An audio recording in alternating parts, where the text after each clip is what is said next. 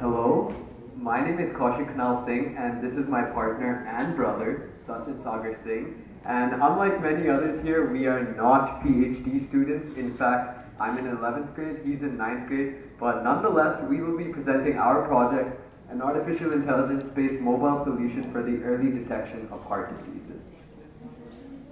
Now, as you can see, the problem we're trying to address is related to heart diseases. So as you can tell, the deaths due to heart attack have been on increase for a few years now, and the percentages of deaths caused by heart attack have also been increasing quite steadily.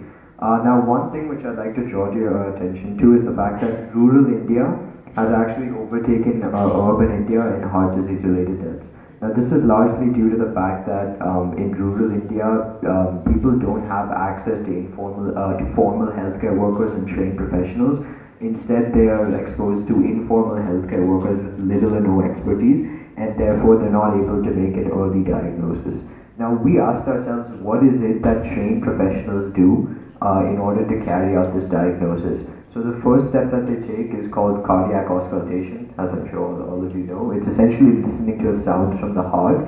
And as I mentioned, expert healthcare professionals are easily able to differentiate between normal and abnormal heart sounds, and then can make a judgment as to what further steps need to be taken. However, informal healthcare workers are often unable to make this differentiation, and obviously that leads to an increase in rural heart disease-related deaths. And this is where our solution lies. So our solution is a mobile-based system for the early diagnosis of cardiovascular diseases by automating the very same cardiac auscultation which I just mentioned. So we try to make our solution portable, low cost, it's simple to use, accurate, and instant. Now, in order to satisfy these objectives, we looked to capitalize on the latest advances in technology. So, for example, we decided to use the cloud for its fast and inexpensive computing, mobile as it's widely used even in the rural context, and finally we decided to use artificial intelligence as we could mimic the so-called expertise of healthcare workers. Now, we decided to use the most recent form of AI, convolutional neural networks, or CNNs for short, to perform image processing because of how dynamic their learning is and how similar it is to the human mind. So, for example, just like how our brains, have neurons with synapses between them, CNNs also have artificial neural layers which connect with connections between them, which enables them to learn very similarly how we do. So we decided to use CNNs over other methods such as feature extraction, as we can extend this to many other diseases such as lung diseases in the future. We also came up with a compromise between accuracy and the amount of computation to use, right? So we optimize parameters such as the number of training steps and the type of gradient, the type of loss function used. In our case, we used a stochastic gradient descent, and in this way we were able to find the optimal compromise. However, before performing this image processing, we decided to convert the raw audio file into a spectrogram. And in this way, we were actually adding a whole new dimension of information. So whereas a raw audio file only represents the time to amplitude, a spectrogram was able to show the time, frequency, as well as the intensity of each frequency in the form of the color. Now, we decided to host the CNN model and all of the processing off the mobile app itself to keep the mobile app light and easy to use, agnostic of the software or hardware. And so, by doing this, we made it widely accessible to any user. So the way it would work is a user would simply have to take an audio sample using our digital stethoscope and upload it to the cloud platform through the mobile app, before which they instantly receive a diagnosis. Now, for our prototype, we implemented the mobile app using Android SDK. The disease classifier and trainer were Python applications using Google's open source library TensorFlow, and the cloud database was implemented in Amazon AWS. Now, we decided to make our very own low-cost digital stethoscope because the ones available currently at market were upwards of 20,000 rupees, which is not suitable for rural healthcare workers. And we use very readily available components such as a stethoscope head, a microphone, and insulation. And this was able to give us a sufficiently high sufficiently high quality audio signal.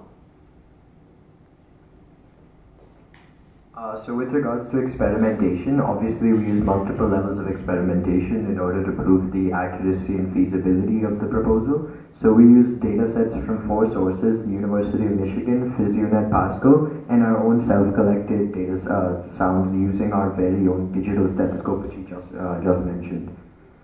So experiment number 1, we used data sets from the Michigan Hard Sound and Murmur Library. So we had 2 goals for this experiment. The first goal was to demonstrate the feasibility of using CNN-based classification of spectrograms, and the second goal was to identify the factors which helped in the optimization of the spectrograms in order for easier classification by the CNN. So as you can see in the results over there, we received 100% classification success for normal and abnormal hard sounds using the original spectrogram parameters. And then once we optimized the spectrogram parameters, we actually received improved classification scores with these sharper spectrograms. So this conclusively shows that CNNs can be used for accurate classification, and that hard sound spectrograms can have optimized parameters in order to further increase the classification accuracy. Now, as you can see, these are some samples from the Michigan hard sound dataset. So you can see a normal hard sound, and beneath that, on the left-hand side, a normal hard sound, and beneath that, the spectrogram for the same, and then an abnormal hard sound and the spectrogram for that. And then on the right-hand side, you can see a normal spectrogram, and then how the spectrogram looks after it's been optimized. So this optimization, as I mentioned, helps in making it easier for the classifier to carry out these classifications with regards to the spectrograms.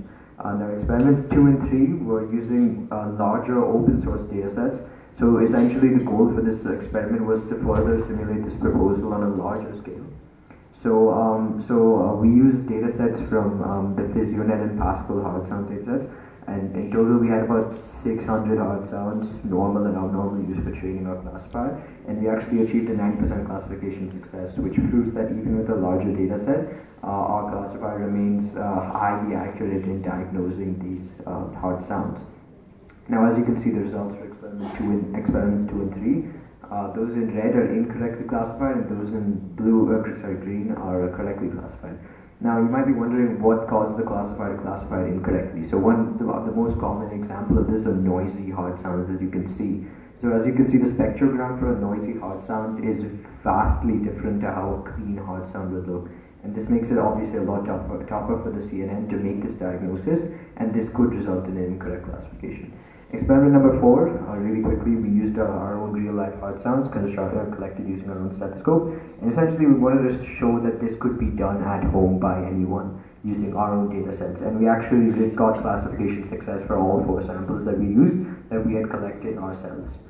And again, this is the audiograph of something that we collected by ourselves, and the spectrogram for the same. Now, with regards to innovation, we have created a new method for analyzing hard sounds, and we have also automated cardiac auscultation. We've also built a low-cost digital stethoscope, which costs around 3,500 rupees. And finally, we've created an end-to-end solution for an early heart health screening service available to all untrained health workers across India. Time's up. So to conclude, we have successfully developed an end-to-end solution for the early diagnosis of valvular heart diseases, which can be deployed to people across rural India in order to allow them to diagnose their heart disease in the early stages. Now, our experiments proved its feasibility, and hence in the future we would look forward to extending this to many more diseases that are based on audio, such as lung diseases. And we would also be looking to include a Framingham risk calculator in order to provide a holistic diagnosis, as it considers many more factors such as the gender, the low density lipoprotein levels, and so forth. And in this case, consider many more factors and output a higher accuracy diagnosis. So that's the end of our presentation. If you all have any questions.